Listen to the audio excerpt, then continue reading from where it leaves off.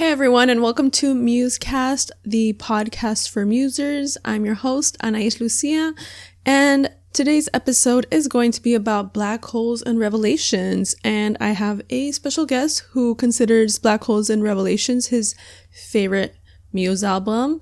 So let's bring him on and talk about it. All right, Aaron, hello and welcome to the Musecast podcast. Thank you. Thank you for having me. For all of you listening, I have another podcast and he was on that one too, so he's gonna end up being on all of them because I have a third one too. So before we get started and talking about Black Holes and Revelations, which you said was your favorite Muse album, we want the listeners to get to know you a little bit better. So I have my what I call Muse 5 which are just 5 rapid fire questions. Ready? Let's go. Number 1, what was the first Muse song you ever heard? Knights of Sidonia. When was the first time you saw Muse live, if you have? 2010 Lollapalooza. I think I was there. I think I was there. Yeah, I saw it because I remember I saw them at Lollapalooza. So they played day 2. It was Eminem, and then Muse and Coldplay played at the same time, and then Foo Fighters were day 3 for headliners. Muse was so sick. Yeah, one of the best presidents. Yep. Was that when Arctic Monkeys were there and they played in the rain? They were, yes. Arctic Monkeys. Yeah, okay. So, yeah, I was there. That's so funny. Yeah. Funny. Grant Park got destroyed because of the rain between days 2 and 3. Mm-hmm. Oh, interesting. Okay, so have you seen if you've seen any of their music videos, what was your favorite one? Gosh, that's a hard one. I like Knights of Sidonia because it feels like a Quentin Tarantino film, but yeah, I like Hysteria. It's kind of got this weird vibe to it.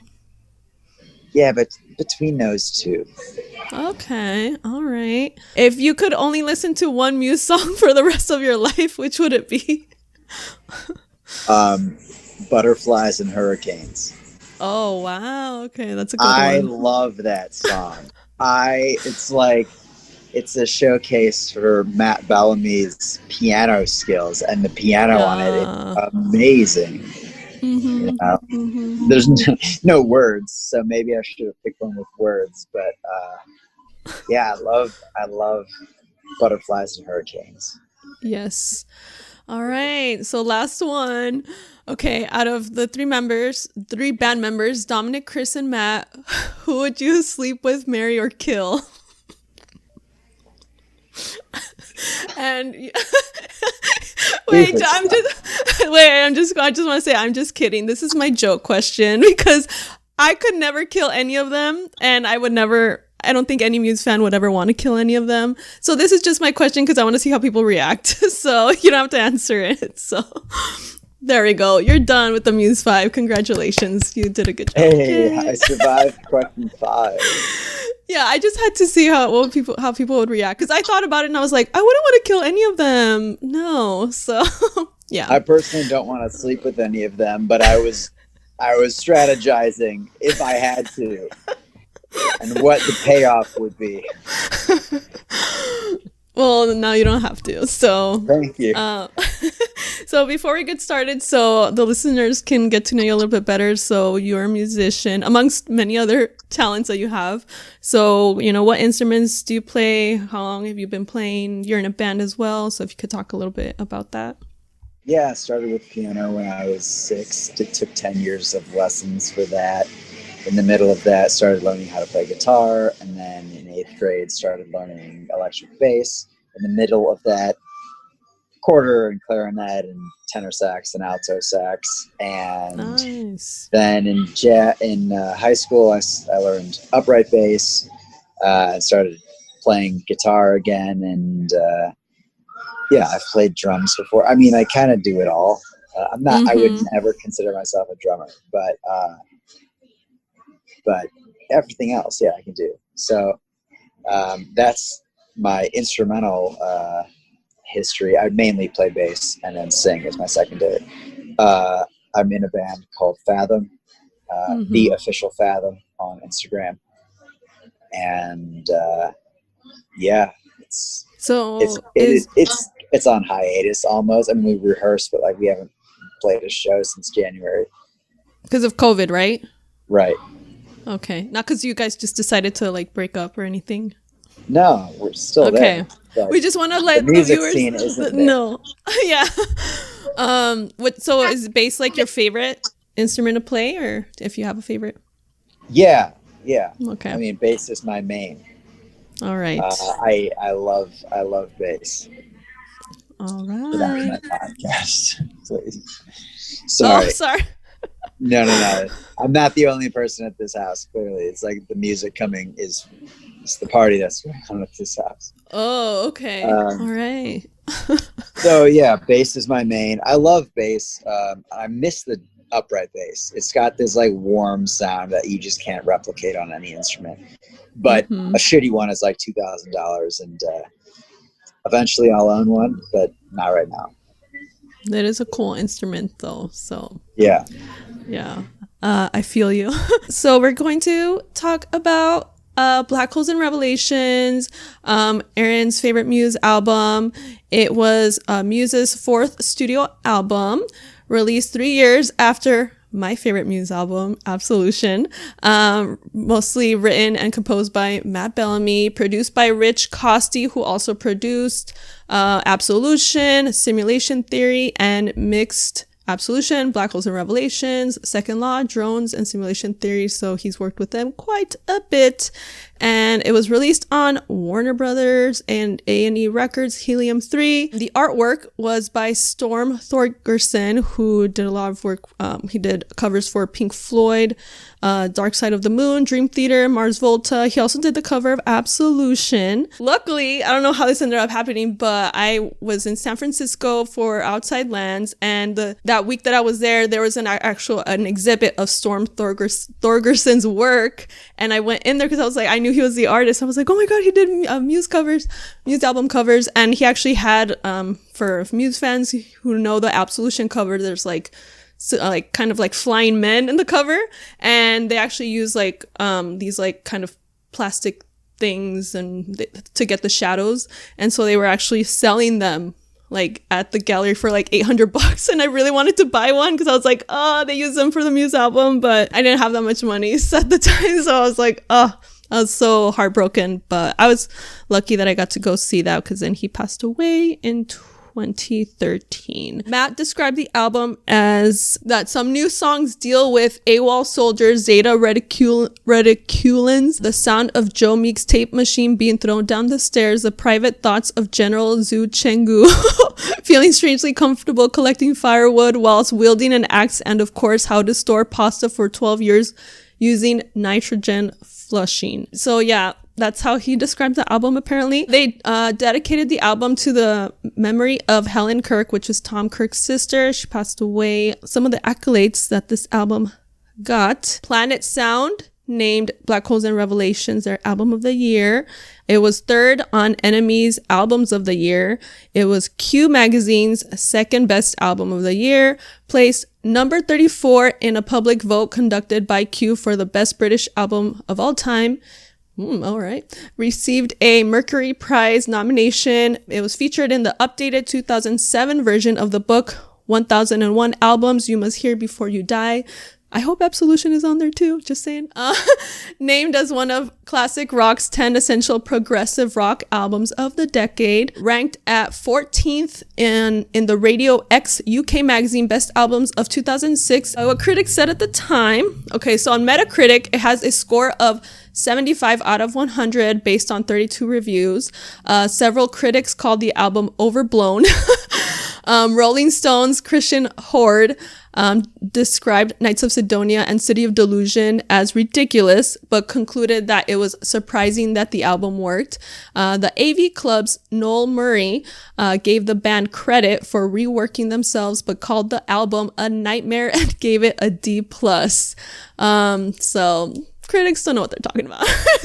That's why I don't read reviews. I just make up my own mind. But I think it has stood the test of time. I mean, it's okay, released in 2006. What is it? 14 years later, we're talking about it. Okay, so now we're going to talk about the first track, Take a Bow, which is a pretty good opening track and good title as well. It was actually how ostentatious to name the opening track "Take a Bow." Mm-hmm. Well, it was originally going to be at the end of the album. Yep. That would make more sense. But they put it, they moved it to the first track because it ends in the key of B, which is the key of the second track of Starlight. So that's why. So it's pretty interesting. And Matt said that Take a Bow is about the feeling of the little man who lost control of anything and now wants to take revenge on authority. You can hear the people who are at the bottom of the pyramid who haven't gotten any power, and they have this feeling of powerlessness, a feeling I have quite often about some of these events, this sense of what can I do about this? It seems like no one is listening. A million people protest and nothing really happens. So yeah, I definitely get a lot of like, I think throughout the album it's just like a lot of like talking about standing up to authority and things like that, just authority, government in general and stuff. I love Take a Bow. This album like is so good at storytelling, and Take a Bow is such a good instrumental introduction. It just builds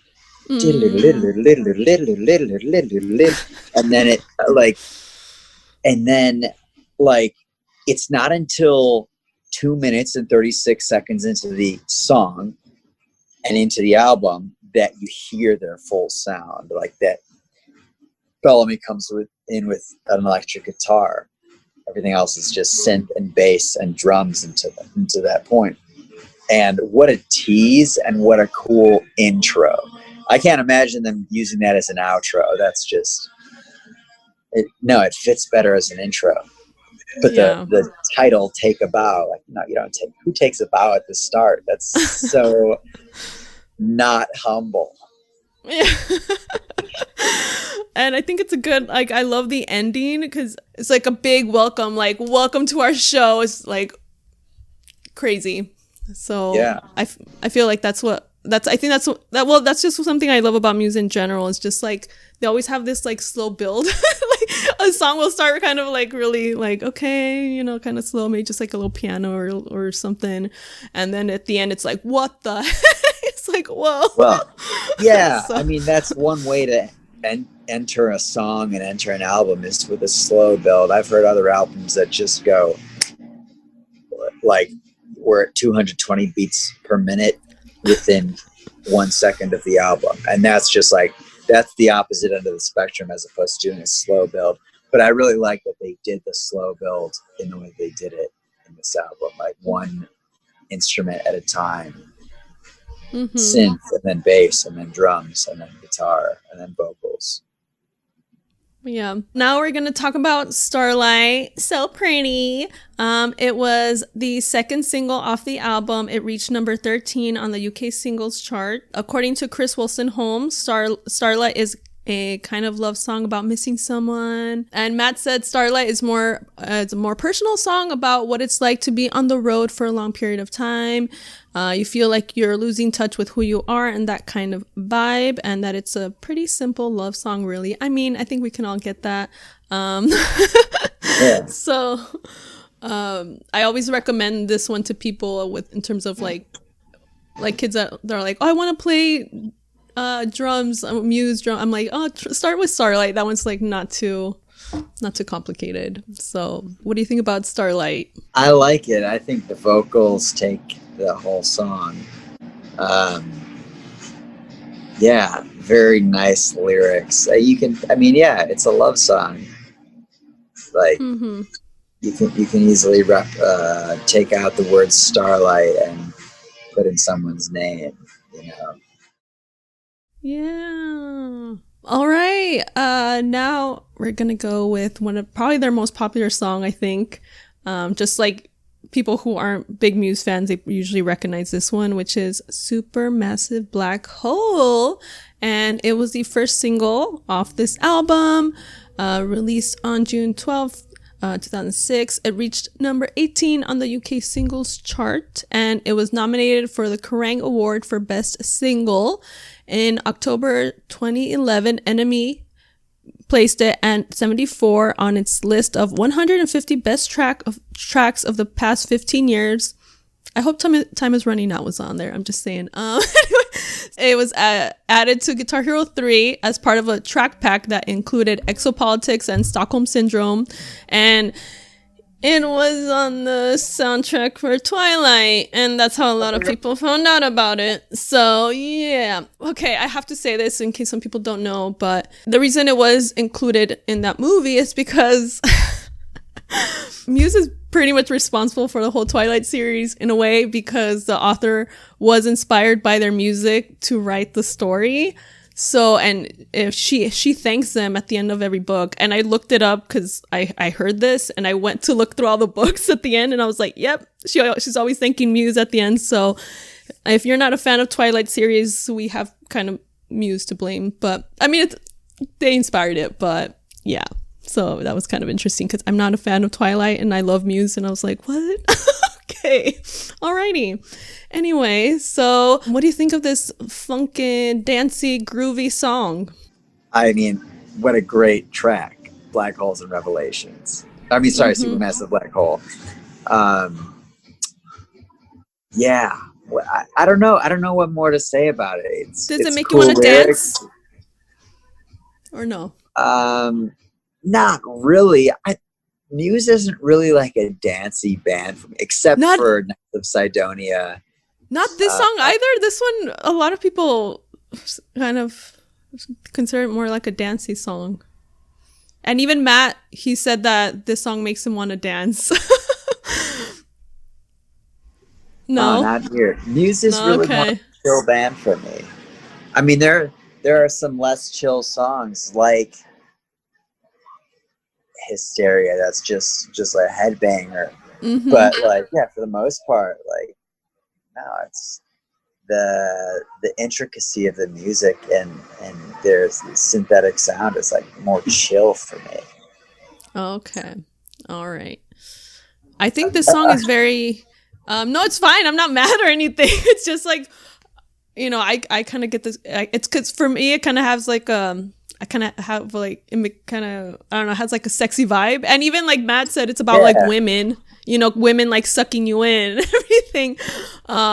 You know, so that's kind of what he was talking about. He said it makes him dance. So that's why I thought it was interesting that you don't feel that. But it's okay. It's okay. Not everyone has to feel the same way. So now, Map of the Problematic or Problematique. I don't know how you want to pronounce it. It was the 5th single off the album. It reached number 18, and it bears similarity with Enjoy the Silence by Depeche Mode. You kind of, you know, hear similarities. It's a rare track in musical terms as it does not use the dominant chord ever in the riff. C minor, E flat major, A flat major, F minor. Part of the intro riff sounds similar to Dead Disco by Metric. It was used in the trailers for Children of Men and The Tourist, used in the commercial for Prison Break. I don't know what's gonna say Pepsi. And also occasionally played at Madison Square Garden before player introductions at the New York Knicks home games. I thought that was pretty interesting. That's cool. Yeah, so what do you think about this one? I really like the drums in this one. That's all. That's probably my favorite part. Yeah, this is a cool build as well. Like I said, the main reason I love this album is because it's very, very storytelling. It narrates, and it also kind of makes you feel how it wants you to feel at all times. Yeah. Like, so this is another build, and then into 2 or 3 songs we'll have a tremendous drop off in terms of energy level. So yeah, I like this. Yeah. I like this song as a build in it's track 4, right? No, track this 5. One, yeah, this one's 4, yeah. Track 4, right. And that's why I one of the reasons I really love Butterflies and Hurricanes. I've been obsessed with I go through periods where I get obsessed with one song and I listen to it over and over, and Butterflies and Hurricanes was definitely one of those songs where I remember like having it in my car and like just one track on repeat. That's it. I never get tired of them. Like I don't know. I just don't. I can listen to the same song over and over and I just don't get tired. Oh my gosh. One of my favorite ones. Number 5, Soldier's Poem. It's a kind of more mellow song with more of a military rhythmic beat, and you can kind of, it definitely makes you feel kind of like what you said, like what the song is kind of supposed to be about, that it's a soldier. It's like from the point of view of a soldier. Well, according to Matthew Bellamy, a soldier kind of gives up hope, and that he said he felt sympathy with all the soldiers fighting in the war, but who are never talked about in the media because war is such an anonymous monstrosity. People often forget that soldiers risk their lives, and amidst all the political debates, their lives come least. Oh, that's why I love Matt. Okay, I thought that's so sweet. And I mean, you can definitely feel it. I mean, I when I heard it, I thought he was talking about like this letter was for George Bush. That's, I think that's who it's for, but Matt would never actually say who it is for. So like, the idea of using like a militaristic beat goes back to like Mozart and before, like 18th century, to kind of like drive a song forward. And Muse did a great job using that, but making it their style, because there are a million ways to copy, right? But they to make it original sounding is super cool, and like they did that in the song. And yeah, it's another, I mean, it's a mellower song in the middle of this crazy like ride that takes you on. It's nice. Yeah, it's a nice kind of little like break.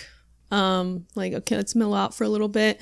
And also like it's one of those where, because I'm the kind of person, when I listen to music, I pay attention more to just like the melody and the actual music, how it makes me feel, than the lyrics. Some people pay more attention to lyrics. For me, lyrics are kind of like secondary. I won't really pay attention to them. Like I'll memorize them, but I won't really put together what they're actually saying. I have to actually like make myself do that. Like I've been singing along to songs where I didn't really know what the meaning was, and then I would look at it one day and be like, wow, this song, like this person is a horrible person. And I've been singing along to it, because sometimes the music doesn't sound horrible. The music sounds nice. Like, okay, so for this song, if you actually look at the lyrics, it's, it's kind of like telling off the president in a way, like, oh, you don't care about us and things like that. Probably in a more classier way than I would if I was telling off somebody. But the song itself sounds very kind of nice, like the way he sings it, and it sounds very pleasant. And like, if I have to go tell off someone who's like doesn't care about my life, like this would be a nice way to do it. It doesn't sound angry, like even though the letter might sound kind of like sad or disappointed or angry, you don't feel that with the music. I don't know if that makes sense. I'm not very good at explaining myself, but like if I just don't really pay attention to the lyrics, it's more like, oh, it's just this really pretty song, blah blah blah, and then like you actually read the lyrics and they're like, oh wow, okay. So Muse, I feel like they tend to do that a lot. And like you were talking about how they make you feel kind of like what they want you to, because I was talking to my other friend about Origin of Symmetry. That was his favorite album, and their song Bliss. I don't know if you know Bliss. Do you know that song? Not off the top of my head. Oh my gosh. Okay, so Bliss makes you feel happy. Like, because that was my favorite song from the album, and he was like, why? And I was like, because it makes me feel like the title, Bliss. Like when I listen to it, it makes me happy. So I find that Muse is like really good at that for some reason. All right, so another amazing song, because this one means a lot to me, is number 6, Invincible. It was the 4th single off the album. The music video, if you haven't seen it, so cute. It's kind of like a messed up version of It's a Small World ride from Disneyland. If you haven't seen it, check it out. It reached number 21 on the UK singles chart, and it also has another song with the military marching beat influenced by David Bowie's Heroes. And Matt believes that this song, Invincible, is the heart of the album, and that he said that it's a song that you can apply to a few different things. Really, I'm just singing about change and how if you want it, it has to be done together. I feel that change needs to take place. The song is originally about politics, but Matt felt that the lyrics didn't fit the music, so he changed the lyrics to talk about love. When I wrote Invincible, the lyrics moved around on that song quite a bit. Originally, it wasn't a love song at all. There were lines in it that were more politically oriented. Then it was like a socialist call, like, come on, let's get together. Let's go and burn down the Houses of Parliament. It was a little bit like something from V for Vendetta. Then for some reason, I switched it over completely to being a love song. I wasn't comfortable with that either, so it ended up being somewhere between the two. That's why they probably have like the military drum beat, because apparently this song and Soldier's Poem were originally supposed to be like one continuous song. So then they ended up splitting them. So makes sense. So what do you think about Invincible? So this is like where the album is its quietest, and that's a very powerful moment in this context of storytelling, because they have a louder sound in the front half of their album, and then by Invincible, it's way down there. It is a great love song. All right. And this one, I can't even, it's really hard for me to listen to it sometimes because it makes me want to cry, just because the lyrics really touch me. It's it has helped me a lot. If I ever meet Muse, which I hope I do, I want to, because I want to thank him for writing that song, and I'm getting like, just thinking about it. Okay, let's not cry. Great. Okay. Number 7. Oh my gosh. Woo, crazy one. Assassin. Crazy drums, crazy guitar, just crazy. Yeah, it oh my gets gosh. crazy. It gets crazy.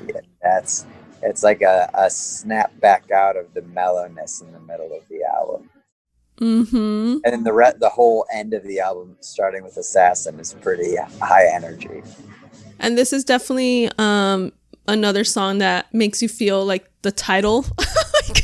like you definitely get the sense that you're gonna go murder someone or somebody, whatever, because it's just it's just chaos. Basically, that's what it feels like, and I love it. It's one of my favorite songs, like one of my favorite Muse songs ever. Matt Bellamy said this is a kind of take a gun out and kill somebody style song. So there you go. Early reviews prior to the album's release described the introduction with reference to the Knight Rider theme music. Okay. And it was also featured in Guitar Hero World Tour, which I have and I enjoyed playing. And I remember playing that, like I would play on drums and I would not blink the entire song because I'm just like, if I miss it, I was playing on expert. So I was like, if I blink, I'm going to miss a note. And then at the end, I was like, crying because I like didn't blink the entire time, but I'm like, I completed it. That's all that matters. It's amazing. Anything else you have to say about this crazy song? It's energetically really cool, and like as a transitional moment in the album, really cool. Though overall, like I think there are much better songs. Really? Okay. All right. It's okay.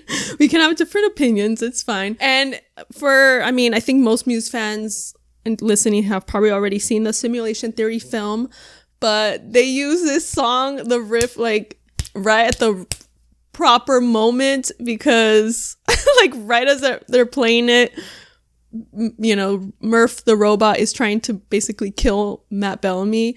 So I was like, it was so perfect. It was, amazing. One of the best movie moments for me ever. Such a great use of that riff. All right. Number 8, Exopolitics. Dun, dun, dun, dun, dun, dun, dun, dun, dun, dun, dun. Okay. Because we can't play the song through copyright, so you're going to have to deal with that. All right. I wonder, is Muse one of those bands that flags YouTubers and content creators really hard? No, it's not Muse. It's their label, Warner. Warner does. Yes. That sucks. Yeah. I've even if I've had videos. If you played a few seconds of the song, like I think you'd be fine. No, I've done that. And immediately, and it's not like, a few days later you get flagged. It's like as soon as it's uploaded, it picks it up. I was like, and it blocks it in like 20 prime countries. I'm just like, I hope they don't Bobby, da. They're like, no, I'm sorry. Get, still on a copyright infringement.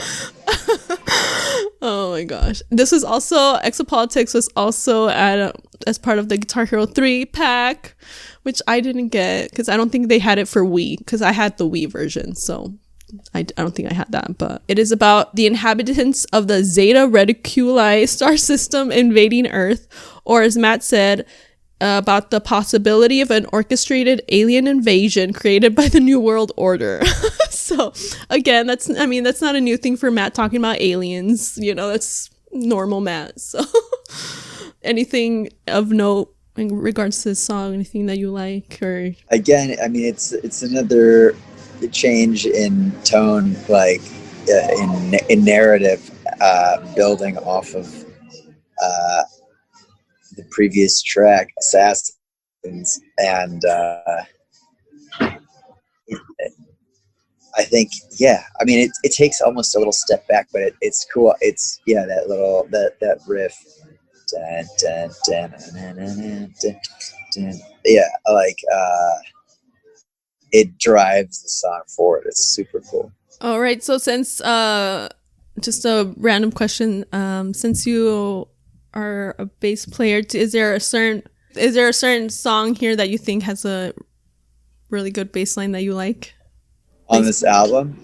Yeah, or no? It's all garbage. Yeah, I've played Nights. Exopolitics has a great bass line, but I play a combination of the bass and synth part on Knights of Sidonia when I play bass. And it's so fun to play the synth part on the bass guitar in Knights of Sidonia. So I'm giving it to that song. I'm super biased on this album for that song. Although not my favorite song on the album. We'll get to that. Yes. But amazing song. I love Knights of Sidonia. And Knights of Sidonia is one of those jump around songs. Sorry. That's, I think, like one of the second to last track. So we'll get there when we get there. Yes. Yeah. We're definitely going to talk about favorites for sure. So City of Delusion features an orchestral part written while the band resided in Italy. Has a mixed folk and Eastern sound, has acoustic guitar bit like Mexican song with trumpets. Oh yeah, I remember when they actually play the song on stage, they have somebody come out and play the trumpet part. The song was entirely acoustic at one point, but when the band started playing it together, it turned out heavier and more layered. And originally the song had more of a Latin rhythm to it. And they didn't intend to put strings into the song, but eventually they did. And I'm very happy about it because I love anytime they have strings on a song. And the strings were recorded in Italy by Mauro Pagani after Muse asked them to do a string arrangement on it. And it has the same lyrical theme as Assassin, an individual prepared to commit brutal acts in order to get their views and opinions noticed by the corrupt powers that be. What do you think about City of Delusion? I would sing it, but I'm not going to. I don't want to ruin it. So. Because you're so accurate that you'll get copyright infringement. No, not because of that. I don't want to ruin people's ears with my singing. But the lyrics destroy this city of delusion, break these walls down. I will avenge, justify my reasons with your blood. Ooh, yeah, this kind of sounds like the mindset of some, like what's it called? Those not well people that go just randomly kill people. That's kind of, I feel like, I don't know, I could be wrong. That's how I'm interpreting it. It's like their mindset. I'm with you that the use of strings on this song is really great. As a former orchestral member, I have a bias towards strings, but yeah, they have such a synthetic sound that it's cool when they bring in something a little different. So that's, I think, the takeaway from City of Delusion. Yeah, I have a bias too. My first instrument I ever learned was violin, but at the time I didn't appreciate it. Now I wish I would have stuck with it longer, because at the time I didn't really appreciate classical music or anything. It wasn't until later on, and I'm like, oh, I wish I would have stuck with the violin. Cause now I want to buy a violin and start learning again. Because then I went from violin to clarinet, because I was like, oh, orchestra's for losers. I want to be with the cool kids in band. So then I joined band and started playing the clarinet for a few years. But I wish I would have stuck, like looking back, like I watch when I go see, classical music concert, I'm just like enamored by that. I'm like, oh, I wish I would have stuck playing the violin. It's so beautiful. Well, all string instruments, it's gorgeous. So kids, it's playing orchestra is cool. It's not lame. Okay, don't listen to my 8-year-old self. I was wrong. Classical music is awesome. All right, number 10, Hoodoo. It's a more quiet song consisting of Spanish-esque electric guitar and a romantic piano section, and the piano bears a resemblance to the piano part in Tchaikovsky's Piano Concerto No. 1. I checked it out. They do sound very similar, but I mean, Matt has a lot of those influences. It's more an homage. It's not like he's copying it or anything like that. The lyrics were voted Lyrics of the Decade in 2009 by readers of Q Magazine. And I really love Matt's vocals in this one. It's just like so dramatic. I think that's the best way I could describe it. This song, like, it's just very dramatic towards the end. So I don't know if you have to say anything about Hoodoo. Not one of my favorite songs on the album. And I like the drums too. Mm-hmm. I don't have really anything against this song. I just don't think it's very special in the scope of Muse's whole discography. Yeah. All right. I'm gonna be candid. No, that's fine. That's fine. I don't want you to lie. It's good. It's interesting when it's different, but not different to be contrarian, but just if that's how you really feel, that's how you feel, you know? That's my honest review. Yeah, it would be boring if we're like agreed on everything. No. So now this is your song. I mean, Knights of Sidonia. Ooh, third single off the album, reached number 10 on the UK singles chart. It was announced as the number 1 song in Australia's 2007 Triple J Hottest 100, and also ranked number 18 on the Triple J Hottest 100 of all time in 2009. Was number 53 on Rhapsody's list of the top 100 tracks of the decade. Okay, not bad, 53. In October 2011, Enemy placed it at 44 on its list of 150 best tracks of the past 15 years. Percussion bears similarity with I Want to Break Free. It was in Guitar Hero 3. I played it. It was awesome. Featured in commercials for the movie 300, the DVD. On June 24, 2008, it was voted to become the first song ever played on Enemy Radio, because there was like an online poll, and it beat out every other artist. So yeah, Muse fans, go bombard the polls. It has been used at the new Yankee Stadium as a pump-up song. Oh yeah, it really pumps you up. Chris said that he describes this song as 40 years of rock history in 6 minutes. Which, yeah, you can really tell. And he said, when we wrote Nights, we were listening to a lot of Morricone. I hope that I pronounced it right. And stuff like Dick Dale, surf stuff like that. Plus lots of fairly ridiculous 70s stuff too. We knew we wanted to do something different. And Dominic said that he was at the back of the bus in Arizona, where I'm from, repeating the jerky riff to death. Outside, we could see the desert rolling. All that went very well together. We wanted to depict an epic journey to make it sound like Joe Meek. Some of you guys know Matt's father. He was in the Tornadoes. Awesome kind of like surf band. And so he wrote the intro with, the Tornadoes in mind. He said that, he had started listening to his dad's band's stuff. Oh, he also said that that at first the song sounded a little bit too old. So they tried to make it more contemporary by using a lot of the most obscene, ridiculous, heavy distortion pedal he had. And then the second part of the song was originally part of another song, but they actually just ended up keeping it in there. And so what do you have to say about Knights of Sidonia? That's probably your favorite one, right? It is Actually, no. Oh no, it's not, right? Yeah. Not my favorite song on the album. We haven't gotten there yet. So Nights. I mean, first of all, that like gunslinger intro,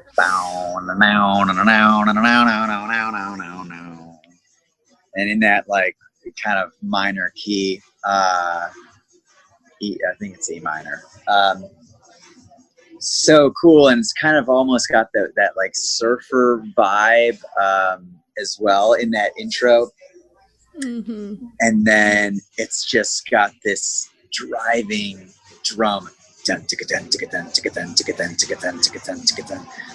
whole first half of the song. And I love the journey that the lyrics take you on, and the kind of ghostly vocals and the vocal melodies. One of probably my favorite Muse quote of all time is from this song. Don't waste your time, or time will waste you. Yeah. I mean, and that's the last line in the first half of the song. Forget the intro. It's very fantastical. Come ride with me through the veins of history. I'll show you a God who falls asleep on the job. I mean, what a crazy, but true. I mean, that's how it feels sometimes. Like God is sleeping on us. Like, what is 2020? You know, if you're religious, how do you explain this fucking weird year we're having, right? How can we win when fools can be kings? That's very American right now. Yeah. I guess that's one cool thing, because I'm okay, because I'm originally from Arizona, and it's not something I'm proud of. It's not something, I'm not like a New Yorker who always brings up that they're from New York. I'm the opposite. People from Arizona are the opposite. We will not bring up that we're from Arizona. But knowing that it kind of had a part in inspiring this song, okay, makes me feel a little bit better. Like, we might not have Nights of Sidonia if it wasn't for the desert wasteland that is Arizona. So, okay, thank you for making me feel better. And then the second half of the song is where it really takes off, right? There's like this bridge in the middle where it starts getting really synth heavy, which is synth bass. And that's the part that I like playing. It's the tapping part on the electric bass, and it's so fun. And then the lyrics over that, it's very anthemic. No one's gonna take me alive. Yeah, the time has come to make things right. You and I must fight for our lives. You and I must fight to survive. It gets everyone pumped up. Like, it's everyone vague and relatable, and it's put over this like building, and then right before the ending, which the ending of that song is fucking crazy, right? It's the jump up and down moment of the whole album, of like their whole discography. Fucking that part is amazing, and it just repeats the bridge lyrics, and it's so catchy and so energetic. That song is amazing.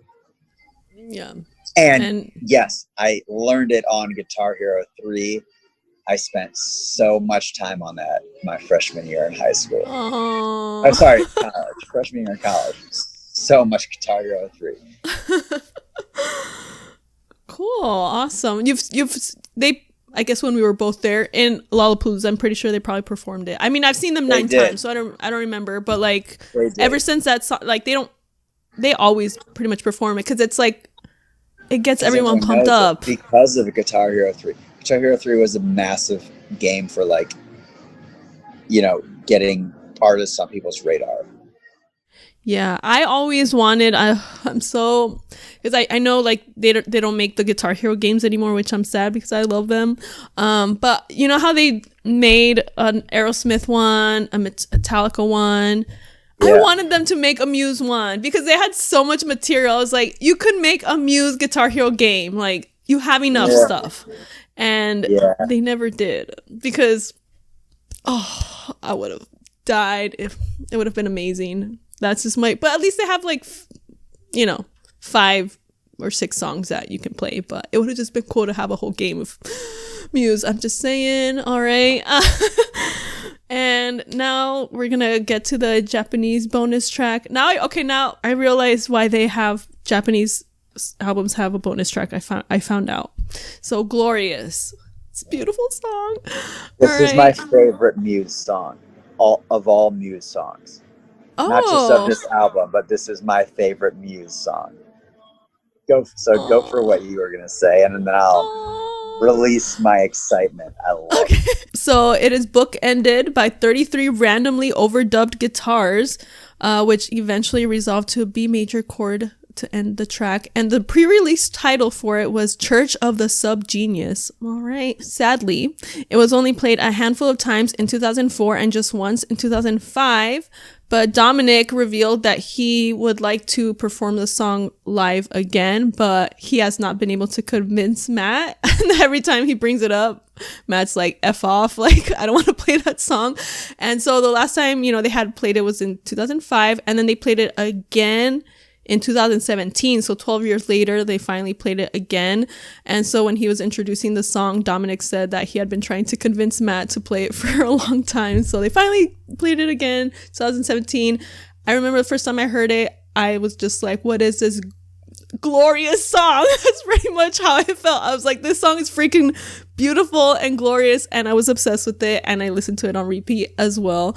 And it was included on the Japanese version of Black Holes and Revelations as an extra incentive to buy it, because apparently Japanese albums are more expensive. So I never knew that. I was always like, why do Japanese albums always have awesome bonus tracks? And that is why, because they are more expensive, so they have to add something to get people to buy them. So now we know. Learn something new every day. I didn't know that. All right, so talk about it. Okay, so what did you say, 33 guitars? Yeah. Yeah, so that intro is really weird and dissonant, and you don't know where it's going melodically.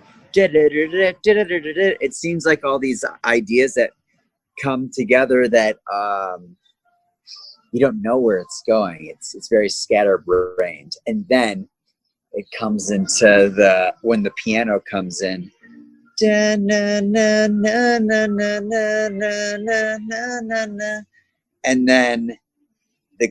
when the guitar comes in, this is where I was like, okay, this song is fucking awesome. First of all, melodically, it's very much like how I write. So that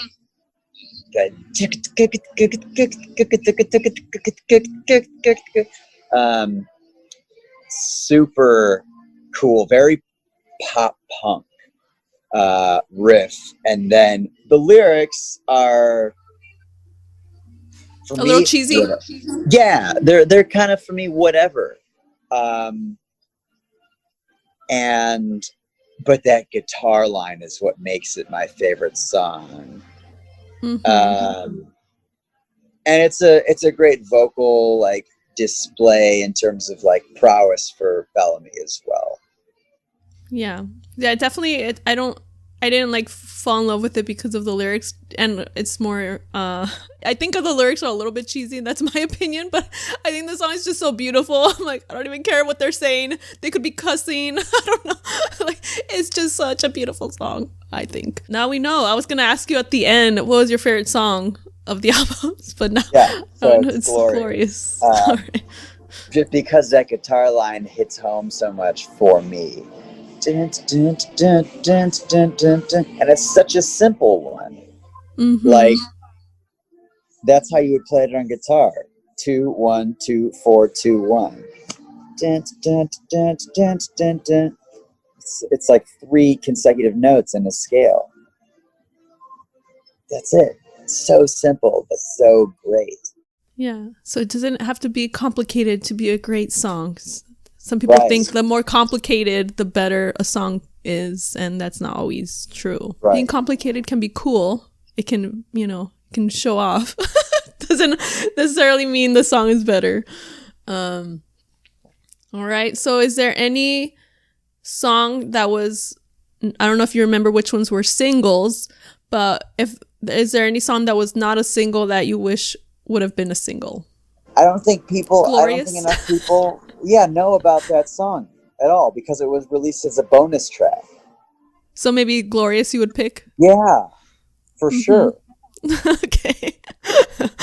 But, like most people who I've met who like kind of know Muse have no idea what that song is. It's because it was a bonus track. Yeah. I always find that for some, I don't know, in my opinion, I feel like when I listen to bands B-sides, I always seem to like B-sides bonus tracks better. I don't know why. Like maybe because a lot of times they tend to be very different from like the majority of their stuff that most people hear, and it's like, oh wow, this is different, so I kind of like it. And I'm always like, why don't they release this as a single? Why wasn't this on the album? This is so good. And I find that with, I feel like that with Muse as well, and just most bands. And I was telling my friend that I wanted to start a radio station called B-Side Radio, where I play all B-sides because I feel like there's so many B-sides that are just of so many bands that I think are really good, and I would just love to have a station where I just play just discover new music that you've never heard from bands that you like. I think that would be amazing. Don't steal my idea, people. I will sue you. B-Side Radio, unless it's already exists. It already exists. Okay, but that's my idea. I'm just saying. Okay, so I guess if I had to say which one I would want to be a single, mine would be like they sound very different. So mine would be Assassin, which is like crazy chaos, and then Soldier's Poem, which is like more nice.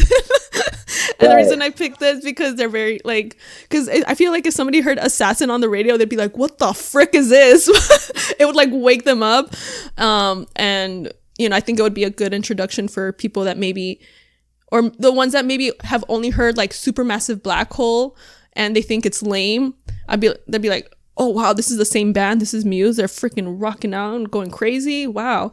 But then I think it would be cool for them to hear Soldier's Poem because it's like more mellow, and I just like the message, like, what it's about soldiers. And I feel like a veteran would maybe really appreciate that song. So I wish those would have been singles. All right, so we're finished the journey of Black Holes and Revelation. So is there anything else you want to say about the album or Muse in general? I think Matt Bellamy is a genius, just musically. Yes. Obviously, all three of them are really good. My favorite Muse song to play on bass is Hysteria. I've played a bunch of them live. Really? Yeah, I sang. What is it? I've sang Hysteria. I've sang. You need to share these videos. Sidonia. I've sang. Not Take a Bow. What about Time Is Running Out? I've sang Time Is Running Out. It was so funny because he goes up so high at the end of each verse. He goes into this falsetto scream. That was an interesting one to prepare for. I think that song is so sexy because I'm in a Muse Facebook group, obviously. somebody there asked like, what's the sexiest Muse song? And I said Time Is Running Out. I was like, for some reason that song is like so sexy to me. And then somebody else was like, oh, it's probably the bass line. I was like, oh yeah, I think so. That's probably it. So I don't know if you think I'm crazy, but no, it is the bass line. I'm just like, okay. It's like getting hot over here. And then Matt singing too.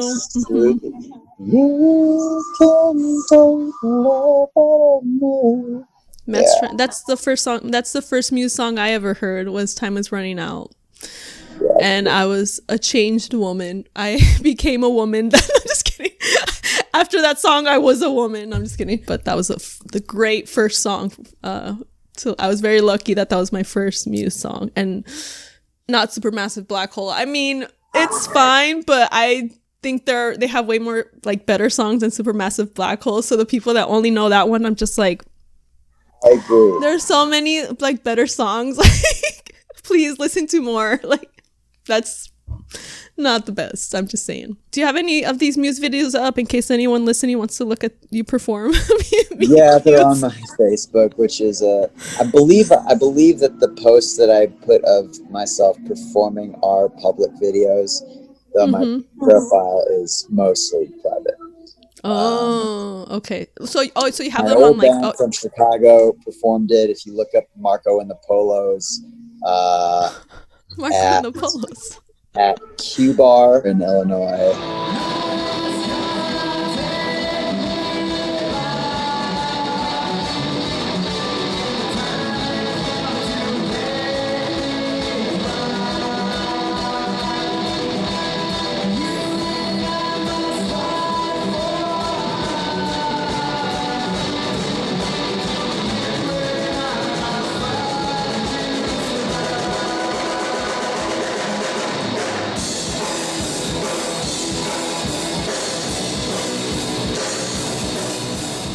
Yeah, that was my band from Chicago. We don't have an Instagram or anything. That's how old we are.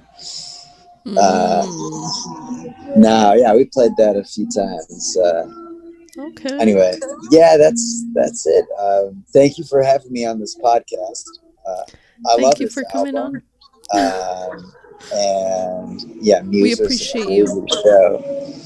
That was I walked on, and when I walked in, Hysteria was playing. I was like, yes, because that's my favorite song to play on bass by them. I mean, Jesus. Yeah.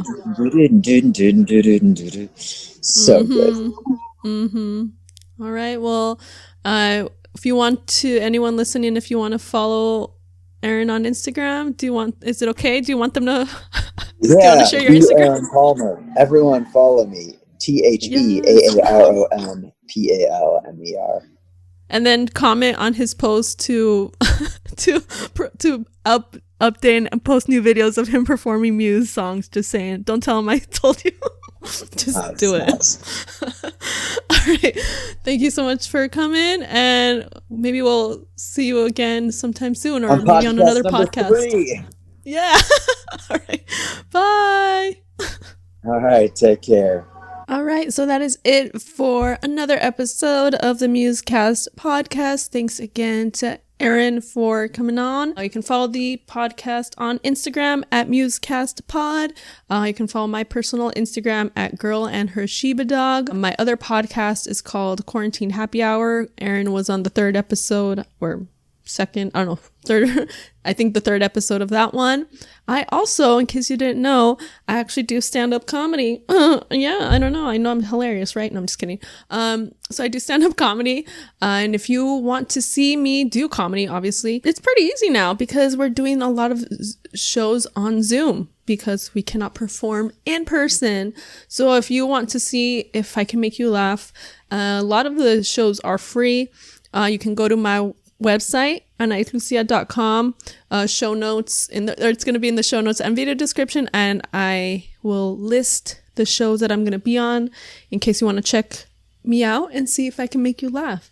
I'm actually writing some Muse jokes as well, so I want to do a whole show on stand-up comedy show on just Muse, and it's all out of love, but a lot of the jokes are going to be mostly jokes that only Muse fans will understand. So hopefully, you want to follow, maybe sign up to get updates from the website. So then when I perform my Muse show, you can be there, because I would love to have Muse fans at the Muse comedy show, because you guys are going to be the only ones who get the jokes. So hopefully I'll see you there, and hopefully I'll see you at my other shows. Anyway, thank you so much for listening. And again, if any other Muse album is your favorite that's not Black Holes and Revelations on Origin of Symmetry, fill out the forum so hopefully you can come on. And if you have a Muse cover you would like me to feature in a future episode, please let me know, and through DM or email, which is also in the video description and show notes. All right, taking up too much time. See you guys later on the next Musecast podcast.